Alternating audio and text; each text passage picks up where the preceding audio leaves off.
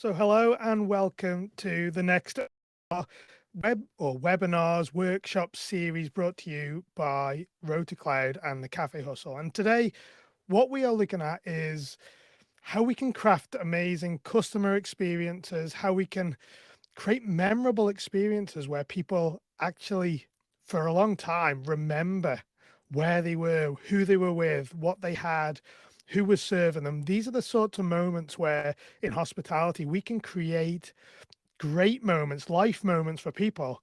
And that all comes down to really intentional design, whether we're talking about how our interior design is set up, how we are, the level of service that we have. And we're going to go through some of the elements there today and how we can really build on what we have as a starting point.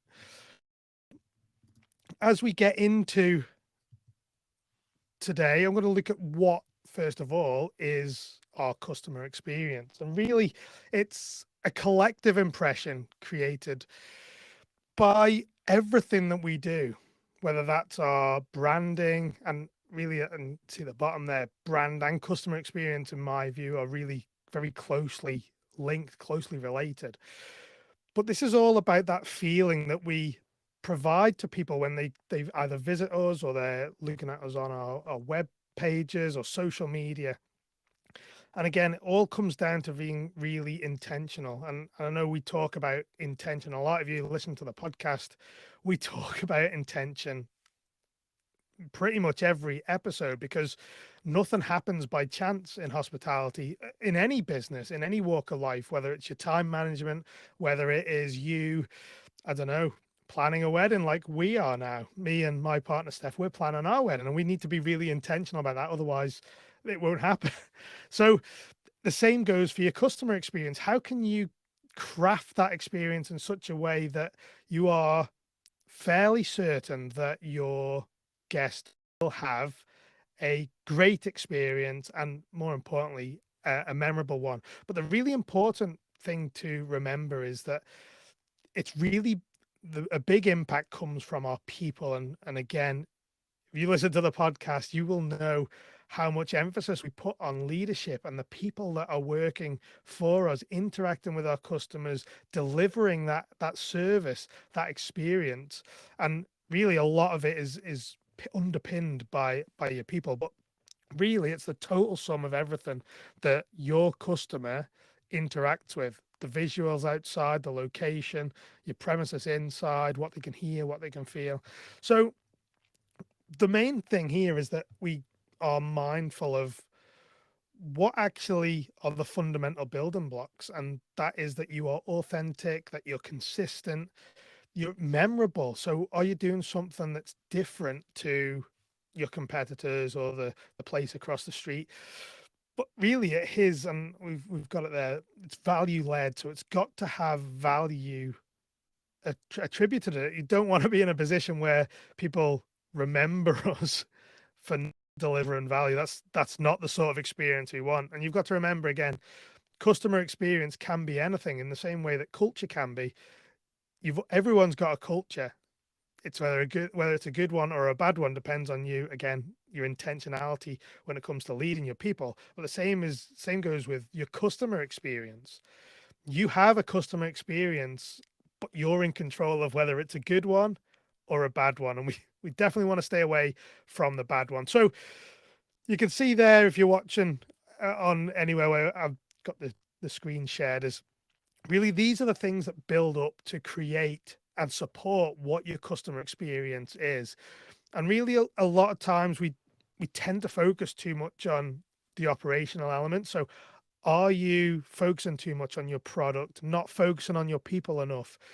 Are you, looking or overlooking the importance of where you are situated in your town, your village, your city? And also inside your space, is there areas that haven't had necessarily enough attention to detail? And you've got to really capitalize on each of these areas to really provide that overall customer experience. And the reality is you can have some of these, you don't necessarily have to have all of them to create this amazing customer experience. All depends on your concept at the end of the day. But really, one thing that we can very infrequently get away from is that importance of people. And you can see we've got them on the bottom of our little pyramid here. Without your people, unless you've got some, massively up to date, novel, automated experience for a customer, so where, I don't know, there's something memorable about the systems or the technology you're using to serve your customers, we can very rarely, certainly in hospitality, get away from the people aspect. Everything else will crumble, and we need to actually make a real focus on that. I am so passionate about the leadership element. Whatever industry you're in, this spans across any industry. That isn't just about, hospitality specifically.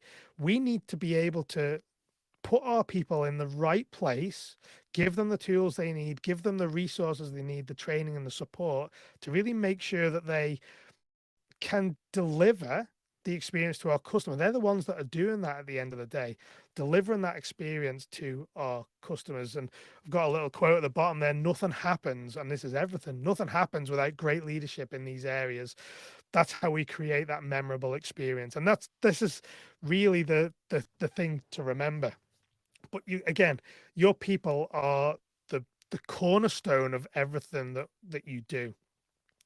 They are that interaction point. So if you've got a team that are unhappy, or you're driving, you're going around like a tyrant, treating them like they should be grateful to have this job, that you're not respecting them, that's going to reflect on the customers. And I can understand there's so many pressures and stress in our industry at the minute, but if we aren't being mindful about what we're doing for our people, there's going to be a point in time where that reflects on customer. Now, you can probably relate to this at some point in your life where you've been into a shop, whether it's a hospitality business or not, and you have that person that's maybe serving you and you're trying to interact with them and you're just not getting anything back, and you remember it for all the wrong reasons. Even worse, if you start to get the, oh yeah, I've only got 10 minutes till I clock off response, it just really points to what is going on behind the scenes, and it tends to taint the experience that people have when they come in. So we really need to be mindful about how we can put our people in the best frame of mind to really deliver this memorable service. This is the sort of thing you wouldn't see in a fine dining restaurant where people are paying hundreds of pounds, multiple hundreds of pounds for meals. And there's a reason for that. It's because the leadership is able to show them exactly how they can deliver this great experience. And you've got to do that in your coffee shop, whatever your hospitality business is. The single most important element is that customer to employee connection. And that's what we're looking to do, is create that connection in the first instance. But again, I mentioned culture earlier. Everything around customer experience happens as a result of your culture. It's driven by it. And that's not just your list of values, your list of, I don't know, your mission statement and your vision. That needs to be demonstrated by behaviors, and it starts from the top. So if you're a leader, if you're not demonstrating the behaviors you want to see from your team, then we have an issue there, that they maybe not following your lead. They're seeing you doing something differently, but then that sets the tone for your whole culture. So again, we have to turn this back to behaviors. And this is why when I get people to, develop their values and create their mission and vision, it has to be underpinned by a paragraph that explains what it means to act out that value. What is the behavior that's going to come off the back of it? Now, again, we talk about crafting those statements. A big part, and you'll hear me mention this in the podcast multiple times as well, and this is a theme that runs. These are the basics of running a business, not just a hospitality business, but a clear purpose and vision is really important, in that you need to let your employees see what you see as an owner. And even if you're a manager, if you're not getting this pardon me, if you're not getting this guidance from the owner of the business, it's for you to really set what your vision is and communicate with the team. We have an idea of what our business needs to run like, what it needs to give to our customers. And without our teams knowing that, they're not going to be able to deliver that for the customer when they come into the shop. So we have that vision for the overall element of the business, but why not look at having an area specific vision statement? And this is something that we work through certainly as we work as with a business, is that you start to look at how do we cascade things down to the lowest level. So if we're looking at customer experience in this case, for example, what does customer experience look like for in your business, and allow your teams to see exactly what it is that is being or needs to be delivered, that expectation. It's really, really important that we communicate that and support our teams to deliver that. The point at the bottom is, on this slide in particular, is that we need to have the right people to deliver the customer experience. Jim Collins in his book, Good to Great, talks about having the right people in the seats on the bus. Now, what we're talking about here is not having just any people in our business that work for us, that are doing the jobs. It's not, certainly now we haven't got that, or in the past we've had that luxury of having loads of people available, and we tended to just, have people in place, and then if they leave, we'll just replace them with someone else. And we can't afford to do that right now. So we need to make sure we're hiring based on value. Another thing we've spoken about before, value-based hiring. So we've got that list of values and behaviors in our business. Let's advertise our jobs based on them and our mission and what our purpose is. So that's going to be the starting point for how you can really bring people into the business and start to deliver exactly what you're seeing. Now, when we talk to training and expectations, and we really need to think about training differently, and it's something that Chris DeFerio on Keys to the Shop podcast, he did an episode, I can't remember when it wasn't that long ago, but it was all around how we approach training in hospitality. And really it tends to be this mad rush sort of boot camp style training. You think about trying to get people to retain all that knowledge, it's not going to be easy for them to just jump in and be, after a week of training, be like, yep, fully up to speed and off you go. So really we need to create a program and structure that over an ongoing or a longer period of time, not having people just come in, do this almost shock training and then be left to fend for themselves. We need to support them over time. And that not only does that make it easier for them to digest the information that you're giving them, it also allows you to continue to reiterate exactly what it is you need people to hear, the message that we need to be portraying to the customer, more importantly, when we're looking at it from a customer experience point of view. It's, and as well, don't overload your teams when they're dealing with huge amounts of new information. That adds additional pressure on top of what we've got to deal with on a day-to-day basis in our business. We don't want to be adding to that pressure by burying them under information. We need to allow them and support them in dealing with the training knowledge that we need to give to them. So that's just something to think about in terms of how we train them. The next bit is our standards and expectations.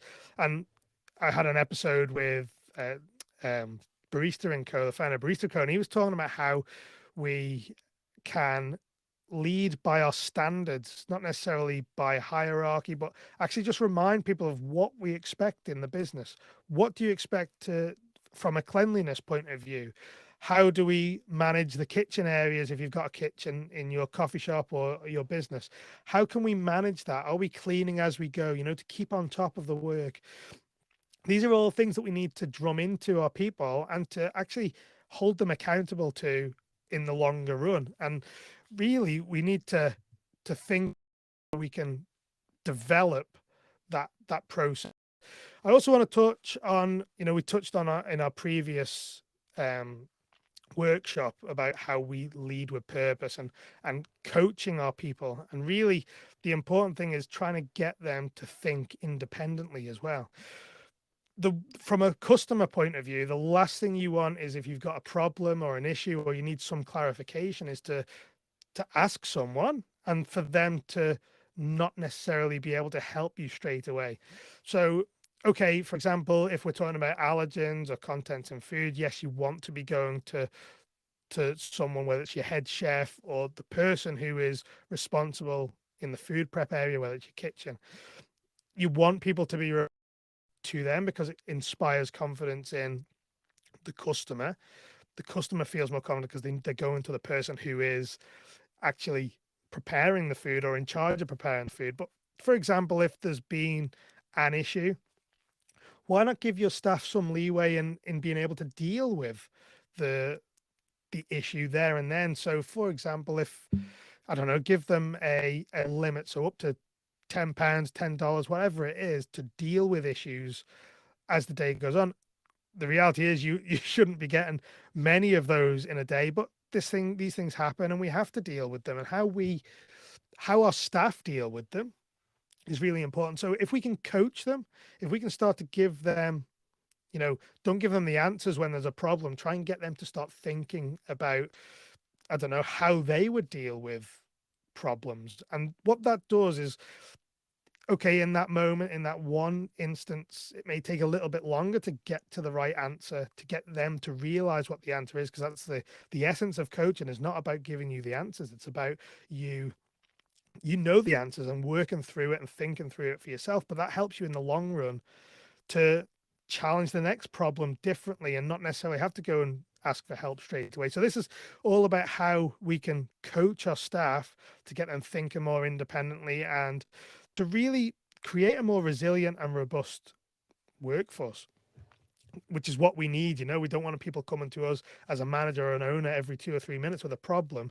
We want them to be thinking for themselves. It's better for them as individuals. It's better for the customer because everything moves much smoother. So, but really, at the connection between customer and our team member, really all we want is to build that connection. That is what we remember, where we can, it sparks conversation if you've got something in common with someone, or if we can foster that connection in our coffee shop, in our hospitality business, that is where we can start to really create the emotional response from the customer, makes them want to come back again. If they like the people that are serving them, if they like the area, like the premises, the decor, the interior design, that is really the point of it. So the top point on this slide is about greeting customers as soon as they enter. But I can't tell you how many times I've been in businesses, and yes, there's times where you're busy, you can't always do this. But if someone walks through the door, your team need to be in a position where they're greeting them within the first 5 seconds. The amount of times I've seen people walk into somewhere, just have a look around and then walk out again. If you're able, or if your team is able to create that connection to say, smile and say hello, it's much harder for that person. They don't want to necessarily just walk out then after that.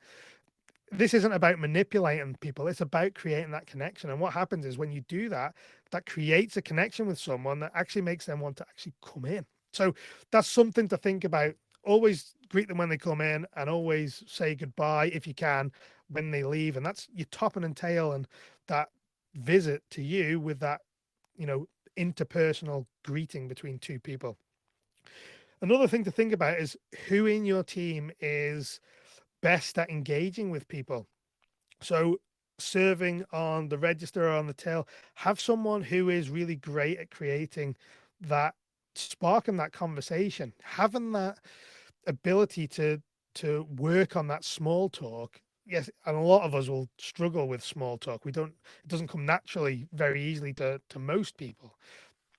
But if you've got someone who is gifted at, asking someone as simple as, talking about the weather or asking them how they are today and trying to pick up on the signals from the customer, whether they want to have a conversation. Not everyone does. And again, you probably know this already, but if we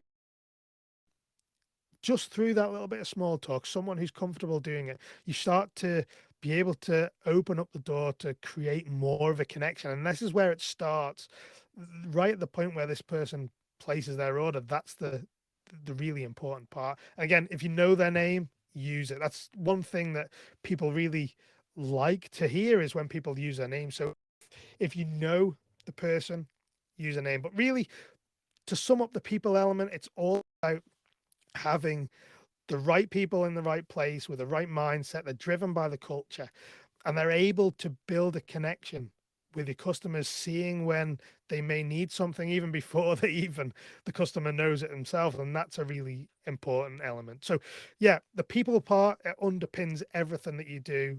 Certainly in hospitality, is about people to people. You can't really get away with it. On top of that, now I spoke earlier about customer experience in general, and how, well, that is what we sell, isn't it? We don't sell tea and coffee in our industry, or great food. We sell an experience, and it doesn't matter what industry you're in. Ultimately, what you are selling is an experience. So I don't know, DIY, you want to put a shelf up, you need a drill. You're not necessarily buying, you're physically buying a drill, I get that, but you're really selling that hole in that wall and how easy it was to do that, and getting a value out of it. And really, for us in the industry, in hospitality, although we're selling that experience, it's based on food and beverage, and we need to make sure that we're really nailing that as well. So I get it.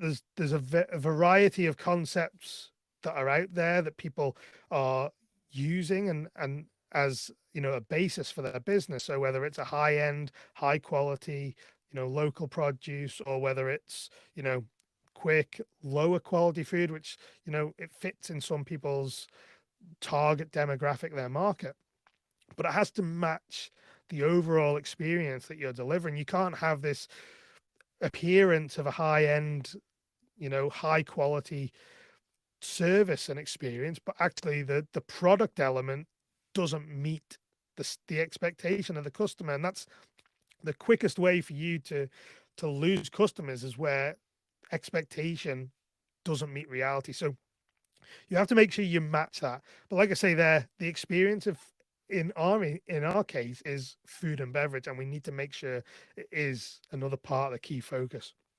Again, coming back to people, your team must have the knowledge and the skills to deliver that great product, whether it's your coffee, having great baristas in there that can craft and adjust your coffee as the day goes on. That's the biggest thing that I've seen in coffee shops, is we're not getting that element, as the day goes on. People aren't adjusting they're not dialing in their shots. And when you don't do that as the day goes on, the experience changes. And that just comes down to knowledge, skill, sometimes comes down to time. But if you're putting that product ahead of everything else, which really we should do, certainly when in the case of coffee, the last thing you want to serve is a bad cup of coffee.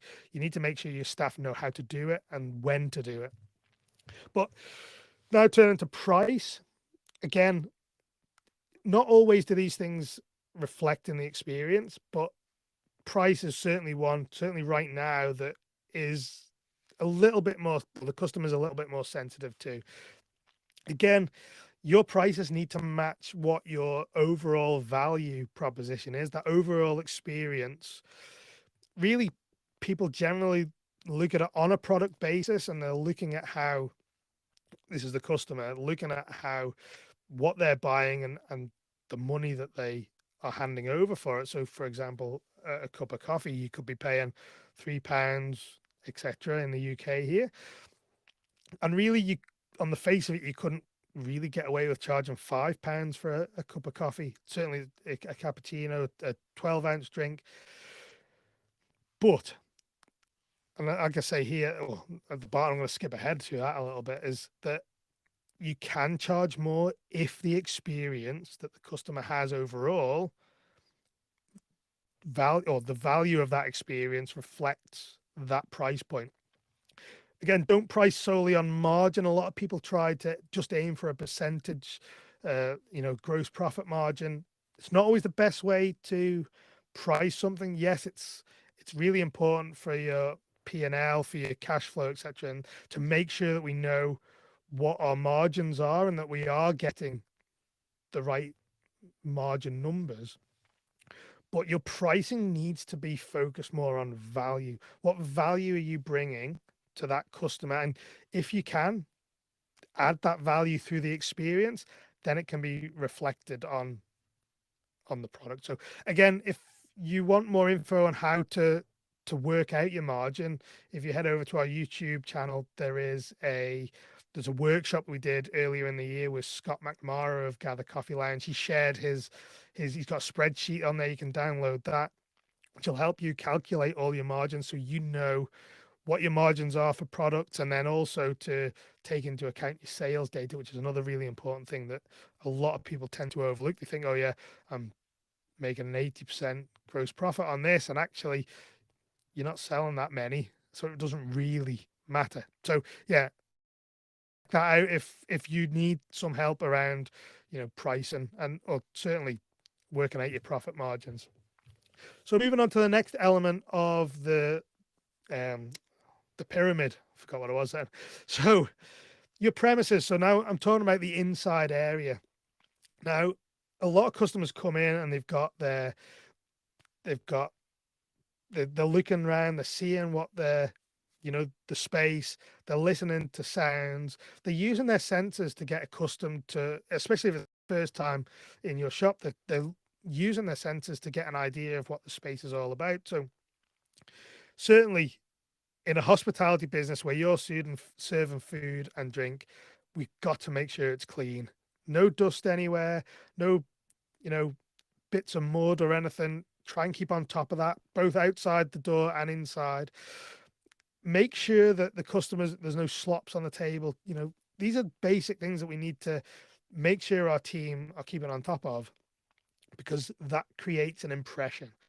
If someone goes to a table and there's, I don't know, they grab the seat and the seat itself is sticky, or there's something still left on the back of the seat, it paints an image in their mind of actually what's going on in the back of house. If that's what it's like in front of your customers, make sure that that is up to date, because then what is, they see the effort that goes into there. It's that first impression that really is important in, we're serving people food at the end of the day. It's going inside their bodies.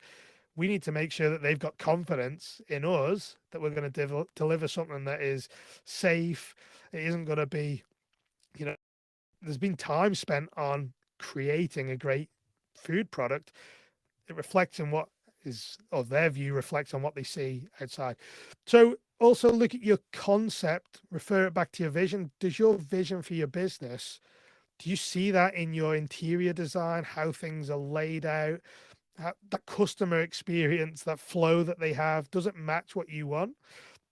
Make sure it does, because what you don't want to do is have a disjointed experience between what people are experiencing, what you're promising, whether it's on social media, what people see from that point of view, and when they actually come into the business and buy something, they're not seeing what was promised. And that's a really big thing that actually prevents people from coming back to you again and again, because they're not getting what you promised.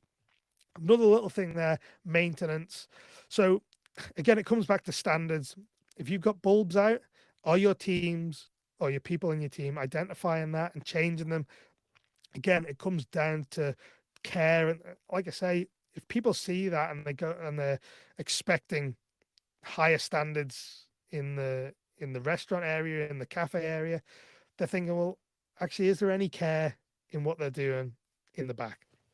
So just little things to think about, and you can get an idea of what the customer sees simply by you going and sitting as a customer, whether it's a busy time or not. Make sure your team are supported with as much as they need, because that's again important. We don't want to be doing this where you're going out, sitting down, having a cup of coffee while everyone else is in the weeds. So make sure your team has got the support they need, they're coping.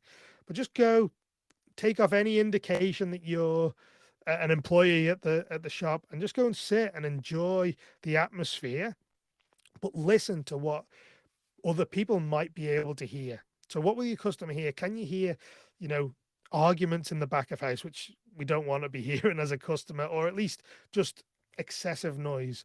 Have you got your music playing? Are you, does it fit again with your vision? These are all little things that we need to be stacking all on top of each other, laying as part of that experience. It all makes a really big difference. Now, another thing that you can do when you're, sat out in amongst your customers is listen to the conversations. People watch for, don't make it creepy because it's you don't want to be sat there staring at your customers. But what I'm saying is try and absorb as much data from that area as possible, especially when people don't think that someone from the business is there and is in earshot. So you'll pick up on body language. You'll hear them maybe talking to their friends saying, "Oh, slops all down the side of my cup," etc. Things like that. Just give you pointers to then turn and address again with your teams. Smells. Now, again, it's a coffee shop, say for example, does it smell like one? So if you're getting your product right, you should already have some decent, it smells like it's a coffee shop.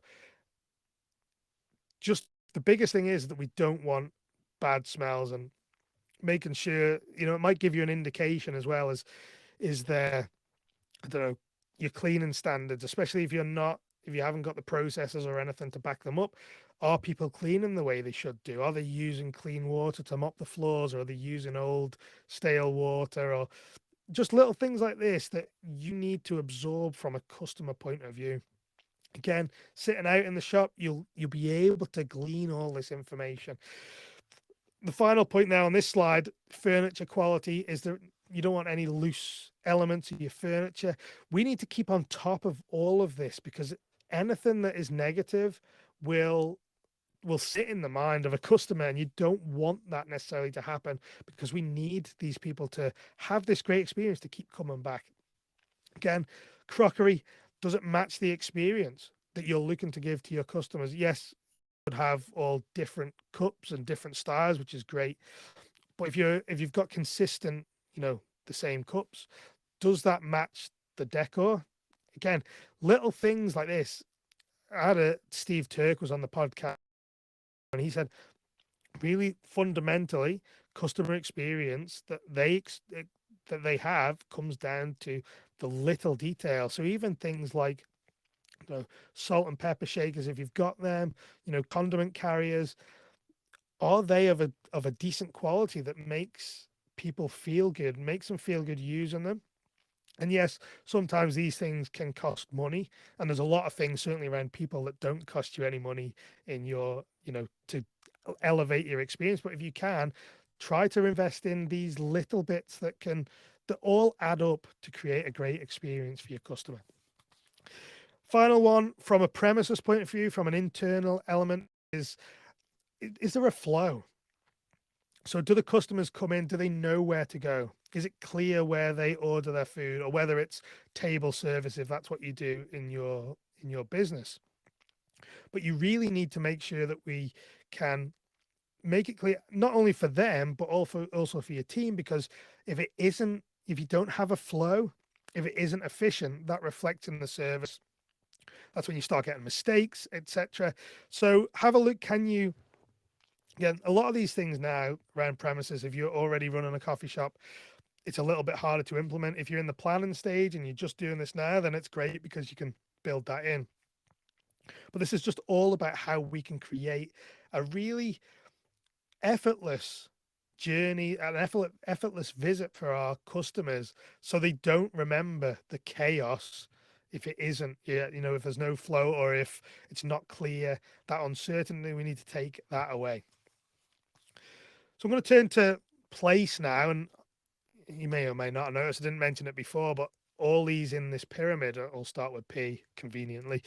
But really, place, it means your location. So again, is it somewhere that's easy for people to get to? Now, yes, we talk about great footfall past our business, and for the impulse purchase of, say, if you just sell coffee and a few pastries, you really, obviously, that's really important. We need to have a good footfall past our business. But if you haven't got that, Instead, think what is actually bringing people, what's going to bring people to a location that isn't necessarily as easy to get to.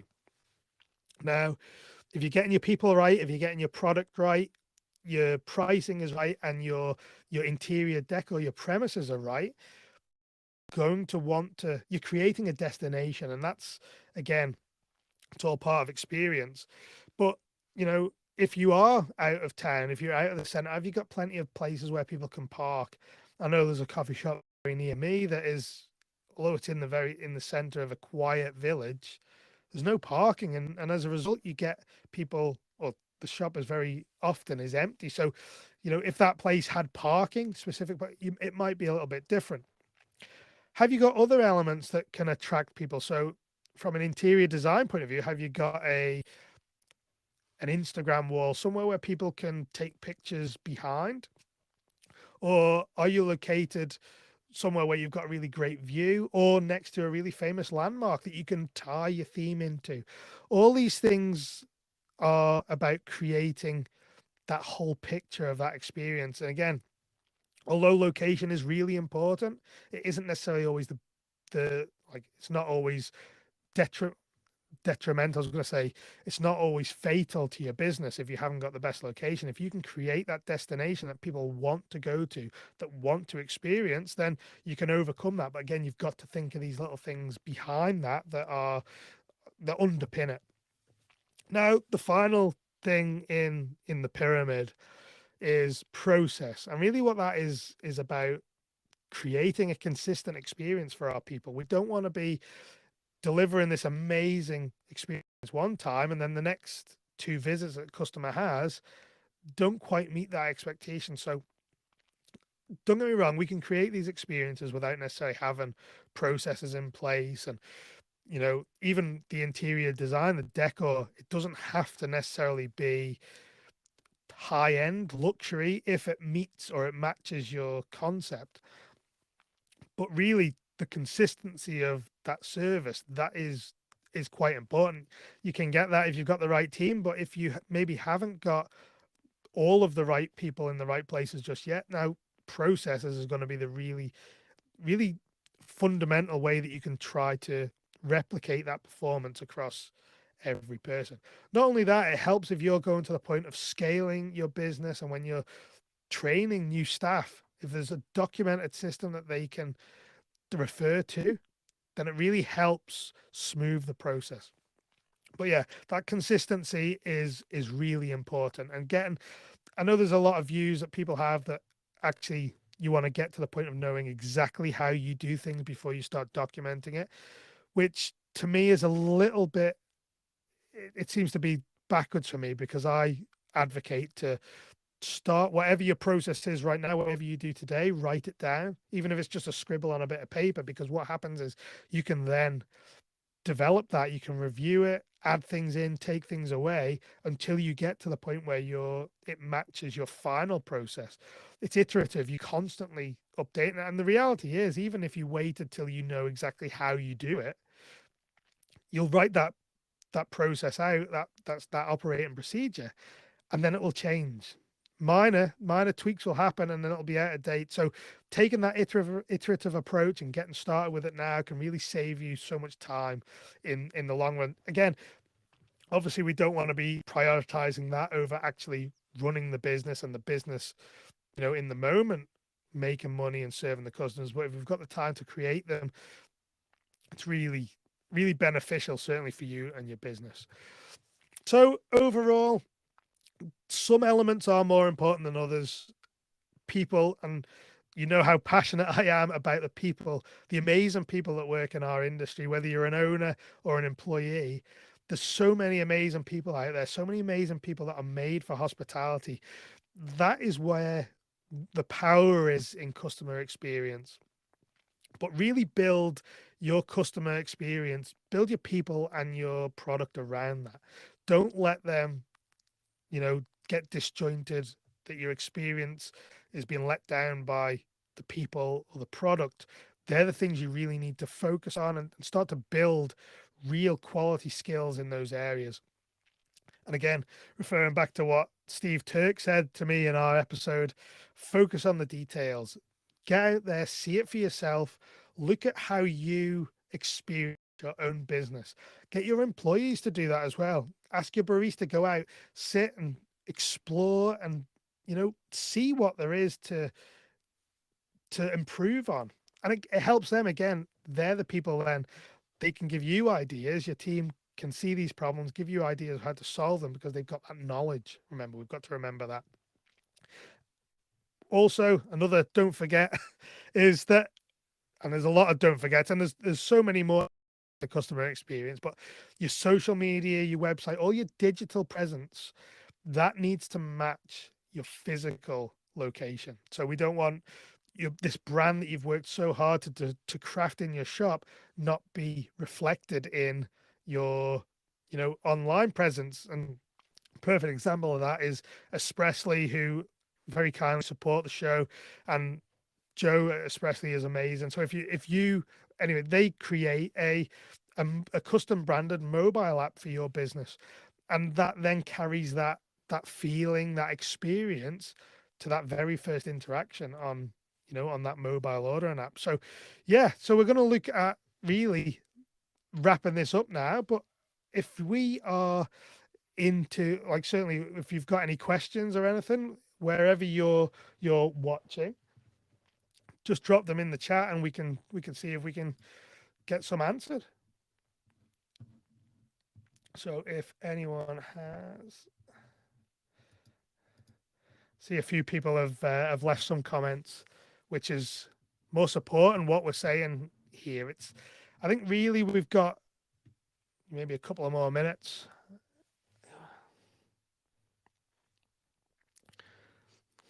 So Elliot, okay, yeah. So what do you think is the number one priority to create wow moments? I think really it comes back to that connection and for your customer to feel like that they're seen, that there's attention to detail around every interaction with them.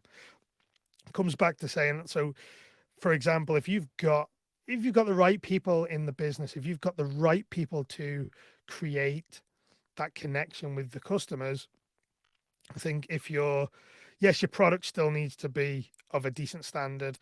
Your premises doesn't necessarily have to be high end. There can be other bits that aren't as important, but people will always remember that connection. If you've got someone who's serving you, say in a restaurant at your table, and they are personable with you, they have an element of conversation, they're polite, they're friendly, you'll remember that. Similarly, if there's a problem and that staff member goes out of their way to help you resolve it, you'll always remember that. And this is really the essence. That's the fundamental element of hospitality, is solving these problems for people when they need them solving. So any more questions from anywhere? Let me just have a quick look here.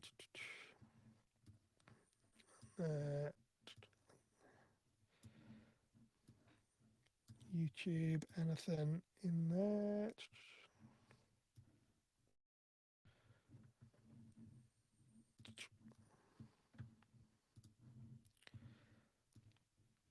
Oh, so thank you so much for joining me on another workshop. We're going to have another one next month, and that's going to really focus around how we can create the systems in our businesses, because we've looked at the people element, which is really important. That was in the last workshop, around how we can set them up for success. This one obviously is how we can, help our customer have a better experience. And the next one is how we can build to, accelerate, whether it's the growth plans or whether it's just to create more consistent. We're going to have a look at that next month. So, but keep an eye out for the details on that. But yeah, thank you again for your time and coming and joining me and hearing me waffle on for 45 minutes. But yeah, thank you very much. And I hope you have an amazing Christmas. And yeah, see you in the new year.